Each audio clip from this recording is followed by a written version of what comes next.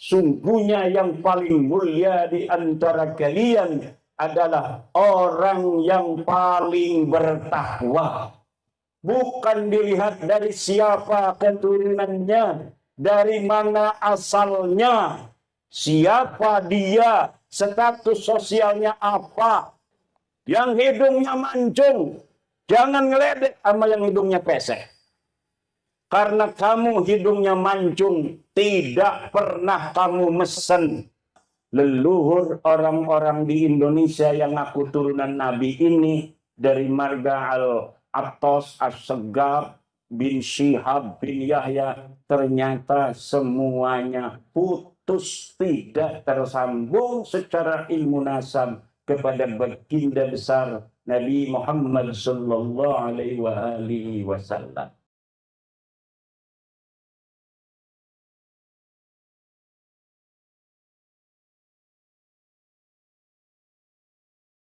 Dan semuanya adalah sama. Manusia yang ada di Eropa yang kulitnya bule, manusia yang ada di Amerika yang kulitnya merah, manusia yang ada di Afrika yang kehitam-hitaman, yang di Lampung yang kecoklat-coklatan, bidzalika sawa. Semua manusia itu sama, min Adama wa Hawa. Semuanya adalah keturunan Adam. Semua adalah keturunan Ibu Hawa. Fala wajha littafakhuri fil ansab. Maka tidak ada jalan bagi siapapun untuk merasa dirinya lebih tinggi di antara lainnya dari segi nasabnya. Ini prinsip Islam. Kemudian ketika Syekh Nawawi menafsiri lafaz, menafsiri kalimat li ta'arafu, ay la li tatafakharu fil aba'i wal qabail. Agar kalian saling kenal mengenal. Orang Lampung kenal dengan orang Banten, orang Banten kenal dengan orang Lampung. Itulah gunanya Allah menciptakan manusia berbangsa-bangsa dan bersuku-suku. Agar saling kenal mengenal. Kata Syekh Nawawi di tafsiri, la litatafakharu, bukan untuk saling edek-edekan. Kita sing lebih mulia dari para sirah. Kita sing lebih hebat daripada sirah. Kita mah turunan raja. Sirah mah turunan luncur. Catur kumaya. Kita mah turunan nabi. Sirah mah turunan kumbili. Tutu genaiku. Allah ciptakan manusia. Ana sing sukune Batak, ana sing sukune Sunda, ana sing sukune Jawa, ana sing sukune Ambon, ana sing sukune Dayak. Bukan untuk mengatakan orang Dayak lebih baik daripada orang Jawa lebih baik daripada orang Dayak. Bukan. Tetapi Allah subhanahu wa ta'ala menciptakan kita semua berbangsa-bangsa dan bersuku-suku. Lita'arafu. Agar kita saling kenal mengenal. La litatafakharu. Bukan untuk saling berbangga-bangga diri. Dilanjutkan oleh Syekh Nawawi At-Tanara Al-Baghdadi. Wala liyada'ut tafawuta fil ansab. Dan bukan untuk kalian mengaku-ngaku tafawut. Ada kasta-kasta di dalam nasab-nasab. Inna akramakum indallahi atqakum. Sungguhnya yang paling mulia di antara kalian adalah orang yang paling bertakwa.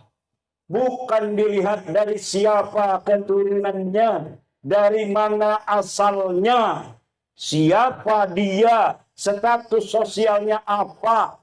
Apakah dia seorang banser atau seorang laskar PWI? Tidak. Yang dilihat adalah apa di dalam Islam? Takwa. Takwanya kita kepada Allah Subhanahu. Siapa orang paling sujudnya kuat kepada Allah, dialah orang yang paling bertakwa. Siapa orang yang paling zikirnya kuat kepada Allah, dialah orang yang paling bertakwa, dan dialah orang yang paling mulia di sisi Allah Subhanahu wa ta'ala. Ini prinsip egalitarianisme Islam yang menjadikan kemuliaan dari takwa. Siapapun bisa untuk menggapainya. Tapi kemuliaan dari nasab tidak bisa digapai oleh siapapun. Kalau orang diciptakan anaknya Bapak Presiden Jokowi, kemudian dia jadi anak presiden, betul apa tidak? Dia keluar dari alam rahim, jelom, bapaknya seorang kapolsek, dia jadi anak kapolsek. Tidak bisa untuk mesen, tidak ada amal dia untuk menjadikan dirinya anak kapolsek, tidak ada. Maka sesuatu yang tidak ada takasub di sana, tidak ada kerja keras kita, sesuatu itu tidak patut dibanggakan. Setuju? Setuju? Yang hidungnya mancung, jangan ngeledek sama yang hidungnya pesek. Karena kamu hidungnya mancung, tidak pernah kamu mesen. Bukan karena amalmu kamu mancung, tapi kamu hidungnya mancung adalah karena anugerah, fadl daripada Allah Subhanahu wa ta'ala. Sesuatu yang karena fadl dari Allah tidak layak dibanggakan. Ini prinsip Islam. Sebelum John Locke, bapak egalitarianisme dunia, mengatakan bahwa seluruh manusia dilahirkan sama. All men are created equal. Bahwa seluruh manusia dilahirkan sama di atas dunia. Ini Syekh Nawawi At-Tanara yang mengambil ajaran Islam dari Rasulullah Muhammad sallallahu alaihi wasallam berbicara juga tentang egaliter kemanusiaan, yang manusia itu mulia bukan karena keturunannya, tapi mulia itu karena takwanya. Dari sinilah kita mulai adanya pengakuan-pengakuan sebagian orang yang mengambil nasab paling mulia di dalam Islam. Bu, manusia paling mulia dalam Islam siapa? Bu, aja melangap pelongo ngedelengi kita baik, jawab. Ngerti orang ngomong jawab Banten? Jawa Banten karo Jawa Banyuwangi ku mirip-mirip. Orang di aku nang wong Solo. Kalau orang Solo ngomong saya nggak pati paham karena halus. Kalau orang Banyuwangi ngomong, orang Jawa Timuran ngomong saya agak paham. Karena ngomongnya agak mirip dengan orang Jawa Banten. Coba ada orang mengaku keturunan manusia paling mulia di dalam Islam. Yang paling mulia di dalam Islam adalah baginda Nabi besar Muhammad sallallahu alaihi wasallam. Walaupun Nabi Muhammad sallallahu alaihi wasallam mengatakan la fadla li arabiyyin ala ajamiyyin wala li ahmara ala aswada wala li aswada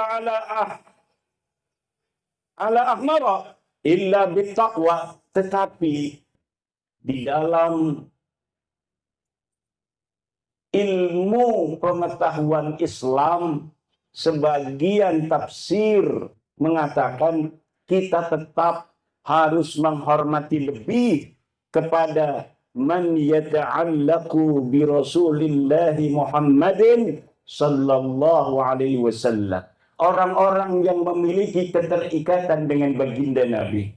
Walaupun Allah mengatakan inna akramakum indallahi atqakum, betul. Tetapi memang kita harus ada di hati lebih mencintai atau mencintai lebih sedikit kepada orang-orang yang ada misbah kepada baginda Nabi besar Muhammad sallallahu alaihi wasallam. Ini tafsir sebagian ajaran Islam, terutama ajaran Islam berbasis tasawuf Nahdlatul Ulama. Maka ketika ada orang yang mengaku turunan Nabi, kita warga NU langsung inginnya mencintai dan menghormati. Betul? Betul apa tidak? Kalau ada orang mengaku dirinya keturunan Nabi datang ke rumah kita, pengennya ngasih duit aja walaupun gak punya. Betul nggak? Lama-lama keenakan itu orang.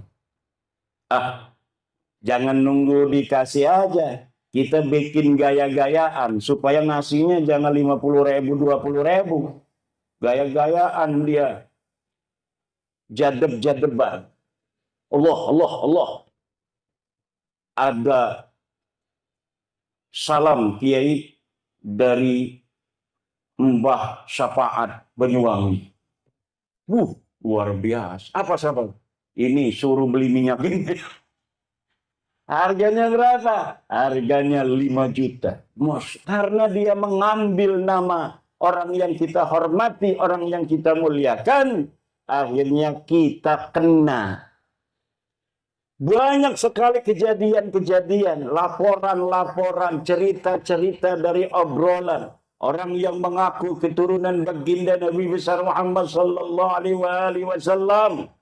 Yang kadang orang itu percaya bahwa mereka adalah keturunan Nabi, kemudian lama-kelamaan akhlak mereka kemudian yang diperlihatkan di tengah-tengah masyarakat jauh daripada akhlak baginda Nabi besar Muhammad sallallahu alaihi wasallam. Saya pribadi curiga. Iki wong bener dudu keturunan Kanjeng Nabi. Aja-aja dudu turunan Nabi model mekene. Ngakal-ngakali wong melulu. Akhirnya saya meneliti nasab seseorang yang ada di internet. Ngakunya dia bin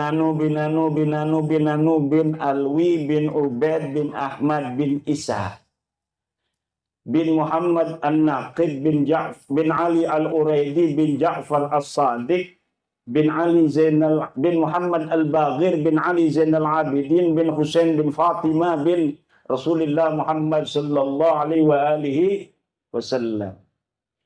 Saya teliti dari atas dulu. Nabi Muhammad punya anak Sayyidatina Fatimah. Betul, sahih, ada dalilnya, ada hadisnya. Lau kanat Fatimatu binti Rasulullah sallallahu lau kanat Fatimatu bintu Rasulillah sallallahu sarakat laqata'tu yadaha. Ada. Kemudian apakah ada dalil tentang Sayyidina Husain sebagai anak daripada Siti Fatimah? Ada. Kemudian Sayyidina Husain katanya punya anak namanya Ali Zainal Abidin. Ada, sahih. Ali Zainal Abidin punya anak Muhammad Al-Baqir. Ada, hadis masih kuat pakai hadis. Kemudian Muhammad Al-Baqir mempunyai anak bernama Ja'far As-Sadiq. Ada. Ja'far As-Sadiq punya anak namanya Ali Al-Uraidi. Ada, masih di dalam riwayat hadis. Karena beliau ini adalah ruwatul hadis. Ali Al-Uraidi punya anak Muhammad An-Naqid. Ada. Muhammad An-Naqib punya anak namanya Isa, ini sudah membutuhkan kitab nasab. Saya cari kitab nasab, ada. Sahih ini Ali Al-Uraidi mempunyai anak bernama Muhammad An-Naqib. Muhammad An-Naqib benarkah mempunyai anak namanya Isa? Saya cari kitabnya, ada. Isa punya anak namanya Ahmad. Saya cari kitabnya, ada. Yang sezaman. Ahmad punya anak Ubed, ini putus. Tidak ada di dalam kitab-kitab nasab. Isa punya anak Ahmad, ada dicatat di kitab-kitab nasab. Sirri Silsilatil Alawiyah. Dicatat di dalam kitab-kitab sejarah. Kemudian ketika Ahmad, apakah benar dia mempunyai anak bernama Ubed, tidak terkonfirmasi di dalam kitab-kitab. Ahmad bin Isa itu wafatnya 345 Hijriah. Ubed itu wafatnya 383 Hijriah. Anaknya katanya Alwi wafatnya 400 Hijriah. Berarti sudah abad kelima. Kita cari di abad-abad kelima, leluhur orang-orang di Indonesia yang ngaku turunan Nabi ini, dari marga Al-Attas, As-Segaf, bin Syihab, bin Yahya, ternyata semuanya putus, tidak tersambung secara ilmu nasab kepada baginda besar Nabi Muhammad sallallahu alaihi wasallam. Itu namanya kajian ilmiah. Karena berbasis kitab-kitab nasab. Kemudian benarkah orang-orang ini ada? Saya menggunakan teori ilmu sejarah. Dalam teori ilmu sejarah, pertama kita heuristik, mengumpulkan sumber-sumber sejarah. Setelah heuristik, kemudian kita lakukan, kita kritisisasi sumber. Kitab-kitabnya ada. Ini kitab apa namanya itu Al-Iqlil, ini kitab Musallam Al-Haji, ini kitabnya Al-Hamadani, ini kitabnya Ibnu Khaldun yang ada di sekitar abad-abad itu. Ini kitabnya apa Ibnu Samurah yang abad kelima. Ini kitabnya Janadi Al-Janadi di abad awal abad ke-8. Dari kitab-kitab sejarah yang ada di Yaman tidak ditemukan nama orang-orang yang disebutkan dalam silsilah para Ba'alwi itu ya. Hadza yadullu bi anna hadhil asma ghairu mawjudatin fi zamanihim. Orang-orang yang diaku sebagai keturunan leluhur mereka itu nyata tidak ada pada zamannya. Kenapa bisa sampai tidak ada? Ya karena asal nulis saja nama-namanya supaya nyambung. Kapan mereka mengaku? Mulai mengakunya di abad ke-9 Hijriah. Jadi abad 9 Hijriah mereka baru nulis kitab. Namanya Al-Burqatul Musyiqah. Pengarangnya namanya Ali bin Abu Bakar As-Sakran. Di situ dia mengurutkan nama dia Ali bin Abu Bakar bin Abdurrahman bin Mauladawilah bin Ali Sahibud Darak bin Ali Al-Ghayyur bin Muhammad bin Ali bin Muhammad Sahib Birbat bin Ali Qali Qasam bin Alwi bin Muhammad bin Alwi bin Ubaid bin Ahmad bin Isa. Dari situlah mulai di abad 9. Dari mulai abad 9 ini sampai sekarang itu banyak kitab yang mereka buat. Makanya Syuhrah wal Istifadah. Banyak dari mulai dia mengaku sampai sekarang ini kitab yang mereka buat. Hampir itu kitab karangan keluarga mereka sendiri 27. Belum orang-orang yang lain yang suruh ngarang. Itu puluhan. Jadi puluhan. Makanya kaget sekarang diomong bukan turunan Nabi, marah-marah sama saya. Saya diomong Dajjal. Iblis. Ya premen maning wong mekonon sih. Wong dudu cucu Nabi, jeung aku cucu Nabi barang diwara ora percaya premen. Iki kita beki. Kita dalile anakku, kita pertama ku, kita beku, Tahdibul Ansab, anaknya Ahmad, laka sing ngarane Ubed. Ki kitab Keroroko, masih abad kelima, arane Al-Majdi. Laka anaknya Ahmad disebut Ubed ku kita beku. Halamannya anak, cetakannya anak, manuskripnya masih anak. Kita ketulu Muntaqilatul Talibiyah. Masih ning abad 5. Laka arane Ahmad bin Isa iku Ubedku. Terus ning abad ke-6. Laka aran Ubedku anak-anaknya ditulis kabeh Muhammad Ali Husain telu dua anaknya ku. Barang abad 9, 10, 11 ditulis anaknya papat, ditambah siji Ubed. Dari sini secara ilmu sejarah ini bisa ditelusuri kapan dia mulai mengaku. Dan nama-nama yang ada mulai mengaku itu sampai abad keempat itu nggak ada orangnya. Katanya mujtahid mutlak tuh, Ubednya. Ubed itu sama dengan Imam Syafi'i, mujtahid mutlak. Lah mujtahid mutlak kayak Imam Syafi'i make kan kitab-kitab